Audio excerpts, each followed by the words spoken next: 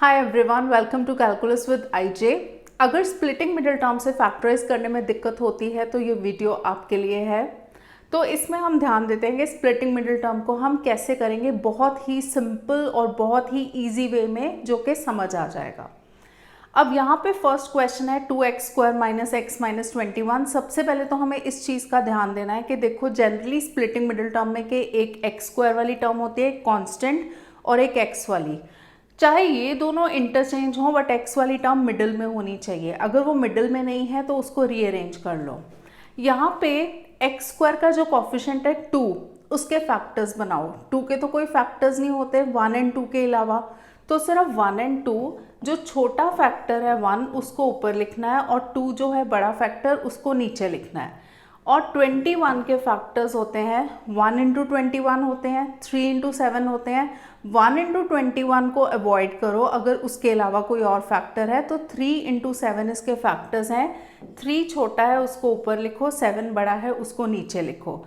अब इन दोनों को क्रॉस करो तो ये हो जाएगा 7, और इन दोनों को क्रॉस मल्टीप्लाई करोगे ये हो जाएगा 6।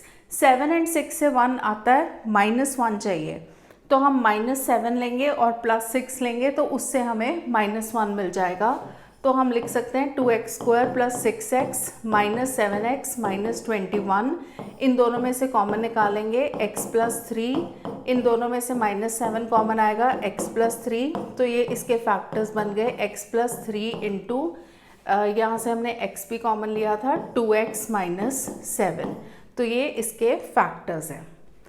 अब हम सेकेंड क्वेश्चन ट्राई करते हैं। तो सबसे पहले देखें कि ये स्टैंडर्ड फॉर्म में है या नहीं। पहले x² वाली टर्म होनी चाहिए, फिर x वाली, फिर कांस्टेंट टर्म, या फिर उल्टा भी हो सकता है, मतलब कांस्टेंट टर्म पहले, फिर x वाली टर्म, फिर x² वाली टर्म। अब देखो 15 है, 15 के फैक्टर्स 1 इंटू 15 होते हैं, 3 इंटू 5 होते हैं।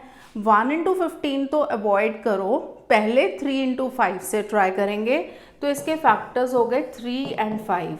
और 28 के फैक्टर्स तो 7 इंटू 4 हो सकते हैं, 1 इंटू 28 हो सकते हैं, और उस वे से तो हम 1 इंटू 28 वाला अवॉइड करेंगे, 7 इंटू 4 ट्राई करेंगे, पर पहले ऊपर छोटा लिखना है 4, फिर नीचे बड़ा फैक्टर लिखना है विच इज़ 7। क्रॉस मल्टीप्लाई करेंगे 21 आएगा, इनको क्रॉस मल्टीप्लाई करेंगे 20 आएगा, तो इसके फैक्टर्स हैं 20 और 21। बट क्योंकि माइनस साइन है तो हमें लिखना है -21x + 20x, तभी -x आएगा ना, -28। इन दोनों में से हम कॉमन लेंगे 3x, तो 3x कॉमन लेंगे, अंदर आएगा 5x - 7, प्लस इन दोनों में से हम कॉमन ले सकते हैं 4 ले सकते हैं कॉमन, तो अंदर आएगा 5x - 7। तो ये बन गया हमारा 5x - 7 इंटू 3x + 4। तो चलिए कुछ और एग्जाम्पल्स करते हैं। थर्ड है 2x² - 7x - 15।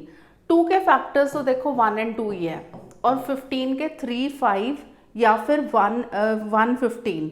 पहले हम 3, 5 से ट्राई करते हैं। तो जैसे मैंने बताया था कि 3 छोटे वाले को ऊपर लिखना है, बड़े वाले को नीचे लिखना है। अगर हम इसको देखते हैं 5 इंटू 1 इज़ 5, 2 इंटू 3 इज़ 6, 5 और 6 से 7 तो कहीं नहीं आएगा, ऐड करके भी नहीं आएगा, सब्ट्रैक्ट करके भी नहीं आएगा। तो उस केस में हमें क्या करना है, हमने जो फैक्टर्स 3, 5 लिखे थे ना, उनको हम इंटरचेंज कर देंगे, 5, 3 लिख लेंगे। तो अब हम कैसे लिखेंगे, 1, 2, 5, 3। अब चेक करते हैं, इनको मल्टीप्लाई करके आया 3, 5 इंटू 2 इज़ 10, 10 एंड 3 से आ गया 7। तो अगर फैक्टर्स जिस मेथड से मैं बता रही हूँ अगर उसमें अटक जाओ तो कैसे करोगे, जो फैक्टर हम छोटा बड़ा लिख रहे हैं ना, किसी एक को इंटरचेंज करके देख लो। और जिसके मल्टीपल फैक्टर्स होते हैं उसमें फिर डिफरेंट हिट एंड ट्रायल से हमें करना पड़ेगा। 3 और 10, तो -10x लिखेंगे, +3x लिखेंगे, -15। इन दोनों में से 2x कॉमन आएगा, अंदर आएगा x - 5, इन दोनों में से 3 कॉमन आएगा, अंदर आएगा x - 5। So our answer is x - 5 into 2x + 3। अब है next question 8a² - 27ab + 9b²। जो फर्स्ट टर्म और लास्ट टर्म स्क्वायर वाली है, बट बीच में ए बी है तो ऐसा भी चलता है, इसमें भी हम स्प्लिटिंग मिडिल टर्म से ही करेंगे। 8 के फैक्टर्स होते हैं 2, 4, 1 8 भी तो लिख सकते हैं, बट 1/8 हमारा ना, अगर 1/8 के अलावा कोई और फैक्टर हो तो दूसरे वाले फैक्टर को प्रायोरिटी दिया करो, अगर उससे नहीं होता तो 1/8 से ट्राई कर सकते हो। 9 के फैक्टर्स 1 और 9 होते हैं या 3 into 3 भी होता है, तो पहले हम 3 into 3 से ट्राई करेंगे। 3 into 2 is 6 and 4 into 3 is 12। 12 and 6 तो 18 होता है, या 12 minus 6 6 होता है, तो हमारा 27 नहीं बन रहा। तो हम इसमें कुछ और ट्राई करते हैं। तो इंटरचेंज करने से, देखो ये सेम नंबर है, इंटरचेंज करने से कोई फ़ायदा नहीं होगा। अगर हम यहाँ पे 4 और यहाँ पे 2 लिखते हैं तो भी 12 and 6 ही आएगा, तो इंटरचेंज करने से यहाँ हमें कोई फ़ायदा नहीं होगा। तो हम क्या करेंगे, हमारे पास एक और ऑप्शन था 1 8 और यहाँ पे 3 into 3, 3 into 3 is 3 and 8 into 3 is 24। तो आ गया 3 and 24, तो ये हो जाएगा 8a² minus 24ab minus 3ab plus 9b²। इन दोनों में से 8a कॉमन लेंगे, अंदर आएगा 8 माइनस 3b, और यहाँ से माइनस 3b कॉमन लेंगे इन दोनों में से, अंदर आएगा a माइनस 3b। जब हम a माइनस 3b को कॉमन लेंगे तो अंदर आएगा 8a माइनस 3b। अब है next question, m² plus 17 mn minus 84 n²। m² जो है उसके कोफिशिएंट्स तो 1 नहीं होगा, तो इसके दो ही फैक्टर्स 1 into 1 ही बनेगा और कोई ऑप्शन नहीं है। बट 84 के 1 into 84 बन सकते हैं, या फिर 2 into 42 बन सकते हैं, या फिर इसको हम 7 into 12 भी ले सकते हैं। 12 into 7 84 होता है, या फिर इसको हम 21 into 4 भी ले सकते हैं। मतलब इस तरह से बहुत सारे फैक्टर्स देखते हैं। अगर हम 1 and 84 लेते हैं तो 84 and 1 से 17 नहीं आएगा।